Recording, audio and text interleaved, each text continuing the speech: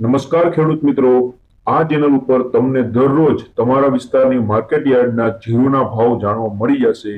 દરરોજ વિડીયો મળતો રહે એટલા માટે ચેનલને સબસ્ક્રાઇબ કરી લ્યો। હવે આપણે જોઈ લઈએ જીરુના ભાવ।